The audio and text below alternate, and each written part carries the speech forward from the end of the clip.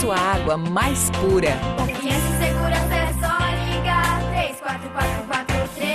3444-1351. Saúde, modernidade e economia em um só produto. De água Soft. Escolha o soft que mais combina com seu ambiente. Cor, tamanho e capacidade para atender a sua necessidade em casa ou na empresa. Escolha um purificador de água soft. Purificador de água Soft. Filtros de água Pelizar 3444-1351.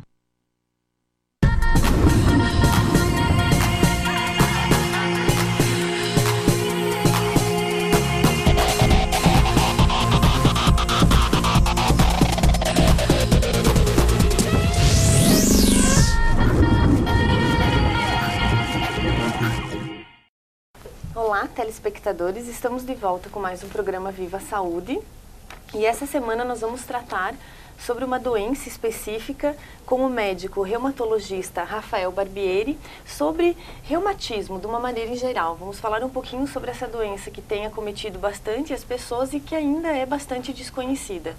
Olá, Rafael, obrigada por ter aceito o convite de estar aqui conosco. Seja bem-vindo ao programa. Obrigado. Rafael, como que a gente pode, então, definir o que é um reumatismo? Então, o reumatismo, na verdade, é uma palavra até mal empregada, porque reumatismo significa um conjunto de 120 doenças diferentes, entende? Então, a pessoa se atrapalha um pouco. O que eu costumo dizer é que, quando consulta um reumatologista, tem que especificar que tipo de reumatismo é esse, né? Tem que definir. Então, nesse conjunto de 120, o paciente não adianta sair com o diagnóstico de reumatismo. Tem que dizer ou é artrite reumatoide, ou é artrose, ou é lúpus. São um conjunto de doenças, mas com nomes próprios. Reumatismo fica muito vago na hora de especificar. Então, o reumatismo é uma especialidade, a reumatologia, que vai estudar as doenças osteomusculares, doenças musculares só, e essas doenças osteomusculares, elas podem iniciar na articulação, mas às vezes ela tem cometimento pulmonar, renal, que é o caso do lúpus, né? Então, são doenças que aparentemente é só da articulação, e se tu fizer uma investigação melhor, tu vai descobrir que tem relação com outros órgãos, né? Então, nunca fique satisfeito em dizer que é um reumatismo. Tenta definir qual o nome realmente da doença, né? E no senso comum é mais o que a gente ouve mesmo, sim, né? As sim, pessoas englobam tudo dentro da palavra reumatismo. E não, tem que... É como tem a doença no pulmão, é pneumonia, é bronquite, o reumatismo tem artrite reumatoide, tem o lúpus, tem artrose, artrite, né? Então... Okay.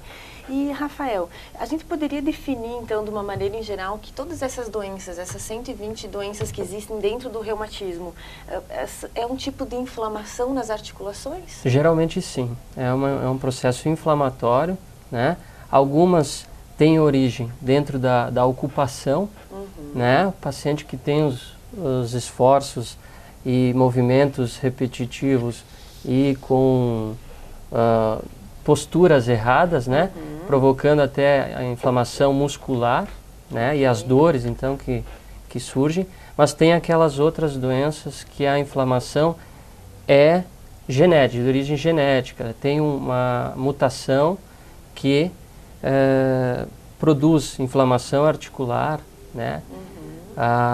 O organismo acha que a tua articulação é um inimigo, então ela tenta aí destruir a articulação. Então essas são as doenças autoimunes dentro da reumatologia, que é a artrite reumatoide, que é o lúpus, espondilite anquilosante. São doenças, são exemplos que são doenças, na verdade, que a pessoa carrega, né? Carrega o gene e desenvolve com o passar do tempo. E tem uma idade específica para algum tipo das doenças que existem dentro do reumatismo, ou a qualquer momento, mesmo criança ou só em adulto? Não, desde a infância. E na infância a mais importante e mais conhecida é a febre reumática, né, que acomete muito criança. Mas assim, idade jovem tem muito artrite idiopática juvenil, adulto e idosos, mas os idosos mais com aquela sobrecarga da vida, que se sacrificaram bastante e possuem a artrose, que é o desgaste da articulação, né? Então, faixa etária do 0 aos 120 anos. 120 anos. E, Rafael, uma das características principais assim dos sintomas, né, dessas doenças é a dor. Sim. E inevitavelmente, eu acho ruim, mas as pessoas se acostumam a sentir dor, né? Exato. Às vezes uma dor que pode começar num nível menor, enfim, que poderia buscar um tratamento antes ou até algum tipo de prevenção, a pessoa vai se habituando, então dói aqui, dói, mas eu vou me habituando e vou lidando com a dor. Ou eu vou me automedicando, que também é bastante perigoso, porque você camufla, né, de certa forma, os sintomas da doença. A dor é muito forte mesmo, é o único sintoma das doenças reumáticas ou não? Sem dúvida é o sintoma principal, né? A pessoa só vai procurar se tiver com dor. Mas no questionário, durante a entrevista, num consultório, tu verifica que já tem sinais, deformidades visíveis, já tem sinais inflamatórios, ou uma queixa até urinária que ela não prestou atenção, tem conotação com uma alteração articular, né? Então o exame físico é muito importante nessa hora, procurar o médico e evitar a automedicação, né? E não se acostumar com a dor, não se deve acostumar com a dor. A dor tem tratamento, né?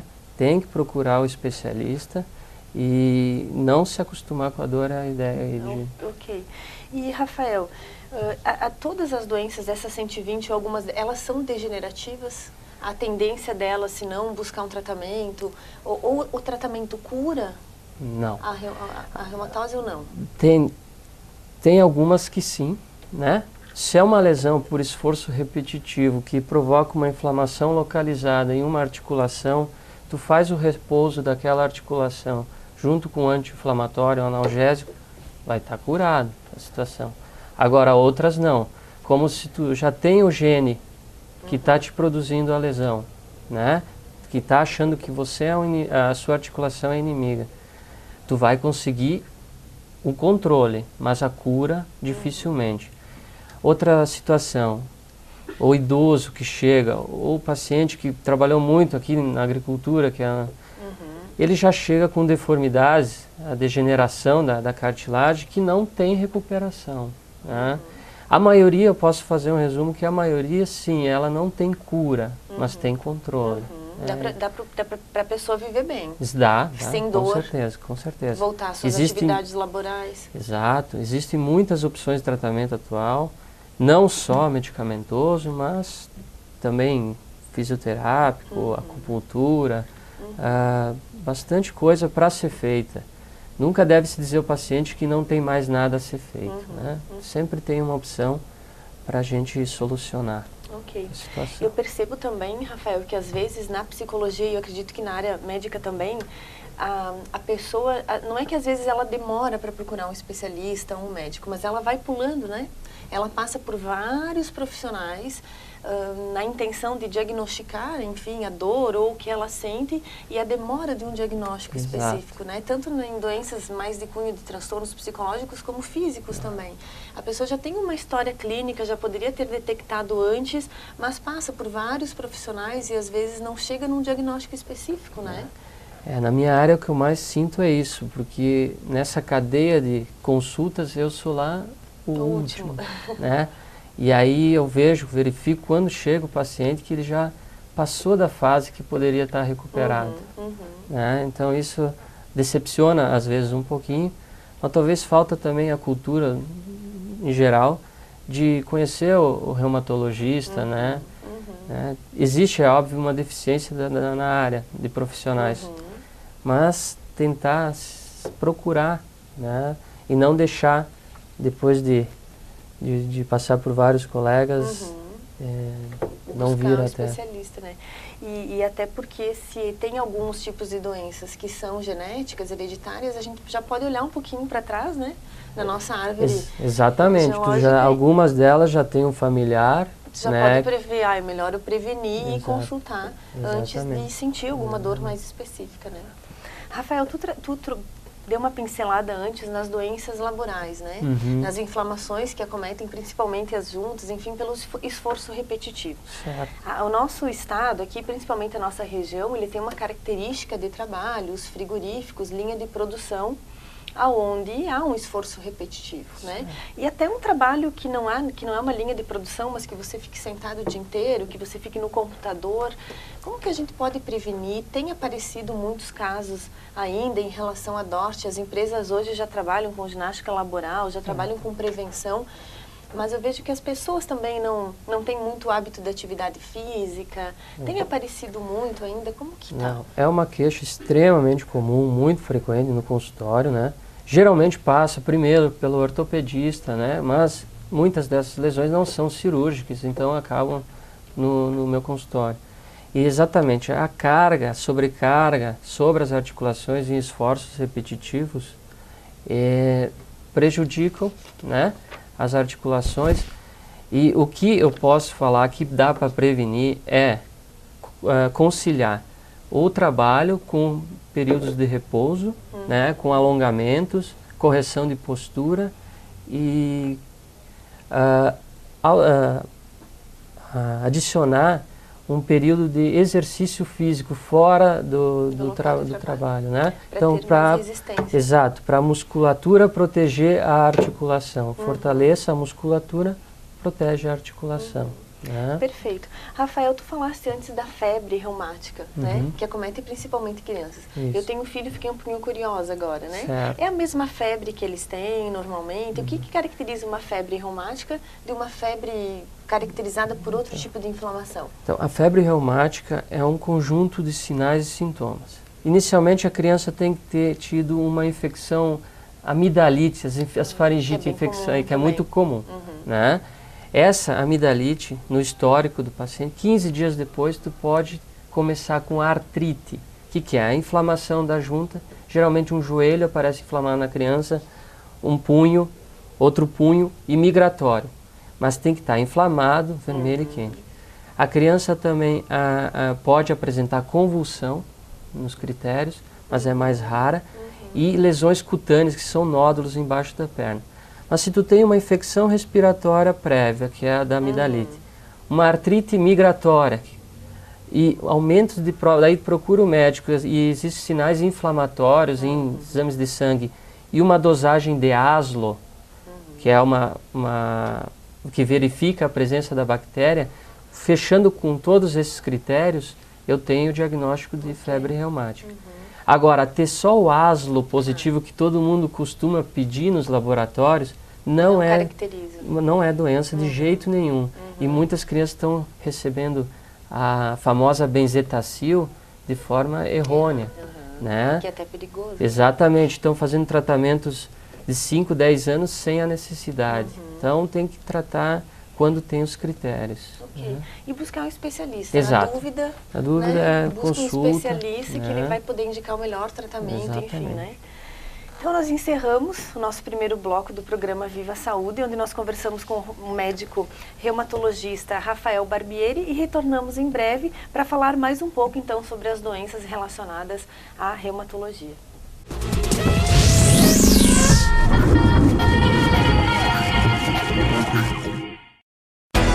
Uzimac é referência em serviços de tornos, soldas, montagens, consertos de máquinas industriais ou agrícolas, estruturas metálicas e tanques para distribuição de adubos. Também produzimos e instalamos coberturas com esquadrias metálicas completas para pavilhões. Maximize sua produção e rentabilidade com os produtos e serviços da Uzimac.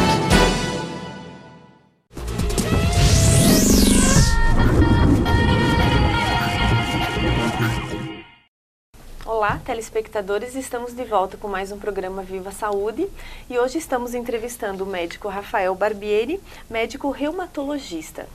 Rafael, nós estávamos falando no bloco anterior, né, sobre os vários tipos de doenças que existem dentro da classificação do reumatismo. Dentre todas essas 120, quais as mais comuns? O que tem chego mais ao consultório? O que é mais comum até pelo nosso tipo de característica da região? Então, é comum as artroses, as deformidades que vêm se acumulando com o tempo no organismo do paciente, principalmente artrose em coluna, né, pela sobrecarga, pelo excesso de esforço do pessoal da agricultura, principalmente, né? E cada vez surgindo mais cedo na população, por má postura também, por sobrepeso, por obesidade, falta de condicionamento físico, né? Essa é uma alteração que a gente vê bastante em relação à coluna, os joelhos também, e as deformidades que a gente vê, costuma ver no dia a dia, aquelas deformidades, aquelas mãos todas tortas, né? Pés, principalmente. Pés, né? E uma queixa até muito comum é a dor no pé, né? Que é pelo uso de calçados inadequados, né? Que tem chegado muito. Também tem tido um alto índice aqui pela nossa região, o pessoal consome muito embutido, que é de tomar bastante cerveja também, que é a gota, que é o acúmulo de ácido úrico nas articulações. Então, uma doença que é destrutiva, tem tratamento, tem controle, mas depende muito do paciente, né, que precisa ter uma dieta adequada, o uso de medicamentos. Basicamente, pegando um pouquinho mais a gota agora, né, que é o acúmulo do ácido úrico, tem que eliminar, é uma dieta totalmente diferenciada. Tem muita relação. O meu tratamento sempre tem que entrar a nutricionista na jogada, né? Porque ela vai fazer um cardápio adequado para aquele tipo de doença. Principalmente, eliminar o álcool e a cerveja, que é um vilão, carnes em geral, tá? Principalmente peixes, frutos do mar, são um veneno aí para o ácido úrico.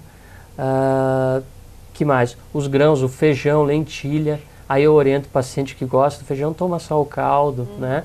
Os embutidos, salames, né? Os cudiguinhos aí, todos esses... Nossa, tira praticamente... Não, a dieta, se tu for ver, tudo que é bom, não pode comer, né? Por isso dá resistência também, exatamente, eu acho, né? por isso elas seguem inicialmente, mas depois logo desistem. E aí os medicamentos vêm para auxiliar, né? Eles vêm para controlar esse nível de ácido úrico, mas não são suficientes, sem dieta. Ok. Né? Nós estávamos falando outro dia com alguns profissionais também sobre a hipertensão, que tem sido uma doença crônica, né? E que tem acometido praticamente pessoas de todas as idades e muito novas, né? Isso. E a alimentação também está muito relacionada, também. né? A hipertensão, como é difícil as pessoas se alimentarem bem. E o hipertenso com ácido úrico aumentado é mais um fator de risco para infarto do miocárdio, né? O infarto do coração. Claro. Então... já é outra característica para reduzir aí o ácido úrico. Perfeito. E, Rafael, nós estávamos falando antes, e também puxando um pouquinho para a minha área, né, mais da psicologia, sobre a fibromialgia. Né? O termo certo, na verdade, é fibromialgia. Okay. Né? Fibromialgia é uma síndrome de dor difusa. O paciente tem dor, jovens, geralmente mulheres, entre os 15 aos 45 anos, né? Que tem dores difusas. Ela não tem uma origem esclarecida, não é um vírus, não é uma bactéria, não é geneticamente transmissível, não tem sinais, mas é um conjunto de fatores. Mulheres com uma vida mais agitada, estressante, trauma familiar, cobrança no trabalho, elas chegam no consultório, ou com quadro depressivo, chegam no consultório com dores do fio do cabelo à ponta do pé.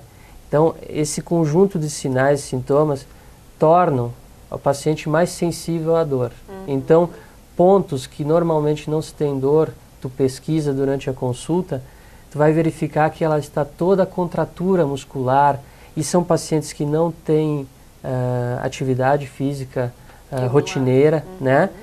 Geralmente com um quadro de obesidade associado, e uma síndrome que o tratamento existe, não tem cura, mas o controle depende fundamentalmente exercício físico, tá? Vai doer mais no início, a paciente até adquirir, eu sempre falo, as primeiras 6 semanas são complicadas.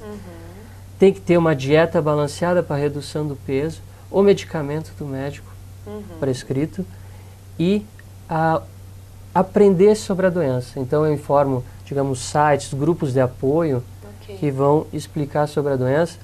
E sem essas 4 coisas, não tem como. É uma paciente que vem 200 vezes ao consultório Será que a não gente melhora. pode dizer que é uma doença do mundo contemporâneo? Exatamente. É mais atual, né? E, assim, outras terapias que auxiliam, acupuntura, massagem, atividade física ideal é a hidroginástica, que não tem tanto impacto, então até a paciente adquirir um condicionamento.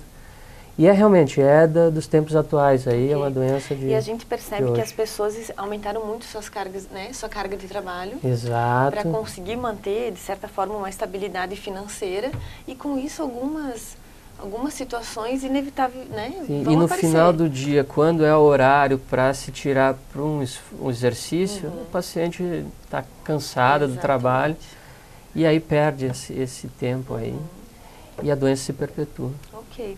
E, Rafael, de uma maneira em geral, né, tu já falaste e já apontou em alguns momentos, mas tratamento, né? Como que pode ser desenvolvido um tratamento para trabalhar com esse conjunto de doenças? E acho que depois a gente pode falar um pouquinho também como eu posso prevenir, Sim. né?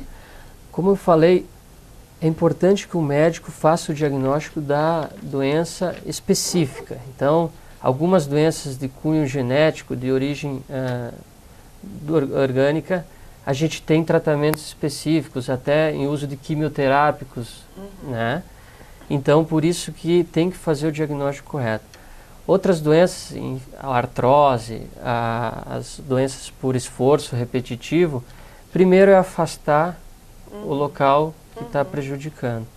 Depois é fortalecer a musculatura que vem ao redor e lançar mão de alguns medicamentos analgésicos, anti-inflamatórios com critérios, né? Tem que ser usado com critérios porque ele tem seus efeitos colaterais, né? Principalmente idosos, né? Mas o que tende a ajudar bastante é o reforço da musculatura, reforçar a musculatura, porque uma vez adquirida a deformidade, ela não vai voltar ao normal. Ok. E os remédios atuais não conseguem repor aquela cartilagem que foi perdida. Perfeito. Então, Mas essa deformidade, essa perda da cartilagem ocorre se eu buscar, quando já está mais avançada Exatamente. a doença, se eu conseguir ter um tratamento mais preventivo e no início, isso pode não vir a acontecer ou vai ser uma causa não, sempre? pode ser prevenível, sim. Então, também entra o reforço muscular antes mesmo. A partir do momento que você notou a dor localizada, contínua, geralmente duração mais de 3 meses, e é um sinal de alerta para que tu tenha que trabalhar aquela região para que no futuro não se transforme numa deformidade.